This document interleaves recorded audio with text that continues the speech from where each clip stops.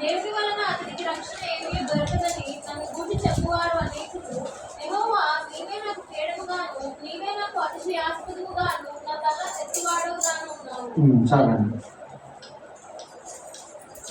మనకు అక్కరలో ఉన్నప్పుడు, మనకు ఏదైతే ఇబ్బందిలో ఉన్నప్పుడు దేవుని వాక్యము మరి ఇక్కడ మాట్లాడుతున్నది. ఈ కీర్తన ఎవరు రాశారంటే దావీదు. మొట్టమొదటిసారిగా కీర్తనల గ్రంథాలన్నింటిలో మొత్తం 150 కీర్తనలు ఉన్నాయి కదా, ఇందులో మొట్టమొదటిసారి దేవుడు శత్రువుల విషయమై దావీదుతో మాట్లాడుతున్నాడు.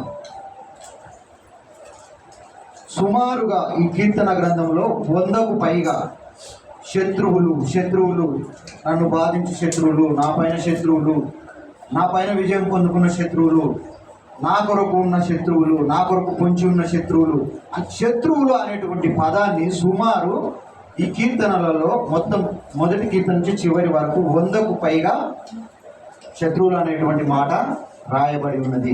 కానీ శత్రువులు అనేటువంటి మొట్టమొదటి పదము ఈ కీర్తనల గ్రంథంలో ఈ 3వ కీర్తనలో మరి దావీదు అంటున్నాడు, యెహోవా నన్ను బాధించు వారు ఎంతో విస్తరించి ఉన్నారు. మనం శారీరకంగా చూసుకున్నప్పుడైతే మన జీవితంలో అనేకమైనటువంటి శత్రువులు ఉంటారు. మీరు గమనించాలి. ఇక్కడ 2 విషయాలు చెప్పి నేను ముగిస్తాను. శారీరకంగా శత్రువులు ఉంటారు, మనకు ఆత్మీయంగా శత్రువులు ఉంటారు. శారీరకంగా శత్రువులు ఎవరంటే నీకు పడని వారు, నీవంటే గిట్టని వారు, నీ పక్కన వారే, నీ ఫ్రెండ్సే నీకు ఒకవేళ శత్రువులుగా ఉండవచ్చు. రెండవది ఇక్కడ దేవుడు మాట్లాడుతున్నాడు, ఆత్మీయ శత్రువు. మన పక్కన ఉన్నటువంటి శత్రువులు, శారీరక శత్రువులు. నన్ను కొండమడుగులో కొట్టిర్రు, వాళ్ళ ఇష్టం ఉన్న పగ తీసుకురు, నన్ను ఎక్కడ చితకబాదిరు, వాళ్ళ ఇష్టం వచ్చినట్టు కొట్టిర్రు. కానీ ఆత్మీయ శత్రువు ఉన్నాడు.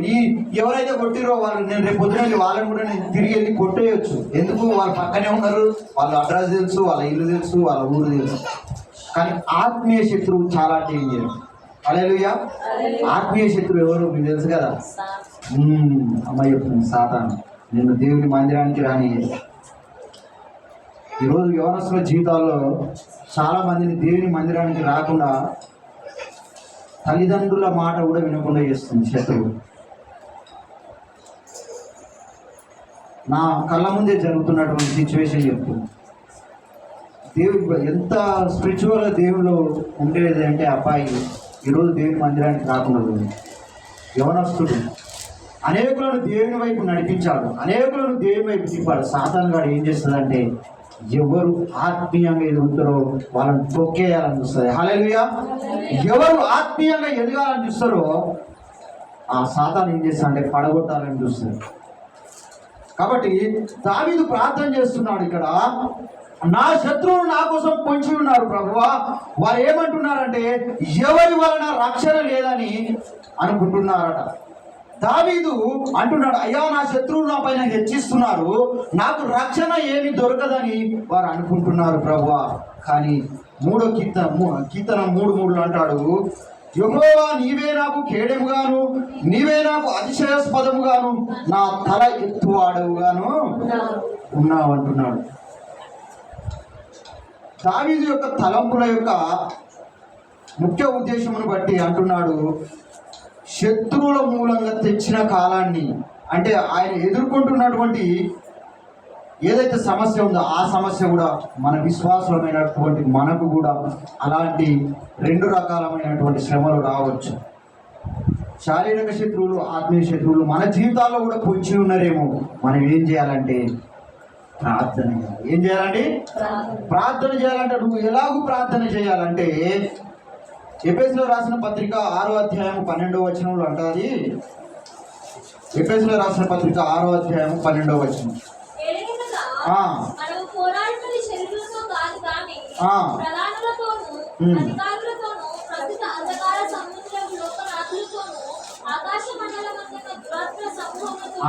చాలండి.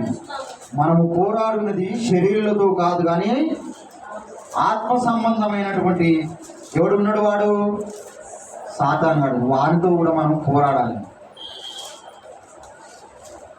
నేను మరి వాళ్ళు గుడిసెలు వేసుకొని ఉంటారు. వాళ్ళ దగ్గరికి వెళ్ళి ఆమె సాతాను పట్టింది. ఒకరోజు సాతాను పడితే నేను ప్రార్థన చేస్తున్నా, పాపం ఆశ్రమ కూడా పక్కనే ఉండేది.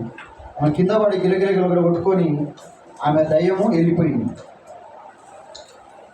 వాళ్ళు ఏంటంటే, నేను చాలామంది ట్రై చేసిన వాళ్ళని రక్షించాలి, పాపం వాళ్ళంతా అన్యులు, వాళ్ళకి తెలియదు దేవుడు అండి. దేవుని మాటలు చెప్పి ప్రార్థన చేసి వారికి కొన్ని దేవుని మాటలు చెప్దామని నేను అంటే, వాళ్ళు ఏంటంటే ఎప్పుడు స్వస్థత పొందుకుంటారో వాళ్ళు దేవుని మళ్ళా వాళ్ళ దేవుని యొద్దకు రారు. వాళ్ళు అట్లా ఒక 3-4 దయ్యాలు నిలబడింది. వాళ్ళు ఏమంటారంటే, అయ్యా మాకు మంచిగా అయిపోయింది అయ్యా అంటారు. ఎందుకు చెప్తున్న ఈ మాట అంటే, వాళ్ళకు ప్రార్థన అవసరత లేదు. వాళ్ళు ఎప్పుడు స్వస్థత పొందుకురో అప్పుడు దేవుని వదిలేస్తున్నారు. మరలా దేవుని ప్రార్థన, దేవుని సన్నిధి ఎవరికి అవసరమై ఉంటుందంటే, విశ్వాసమైనటువంటి మనము. ఇంకా అంటది ఎఫెసీయులకు రాసిన పత్రికలో, ఎడతెగక ప్రార్థన చేయాలన్నమాట.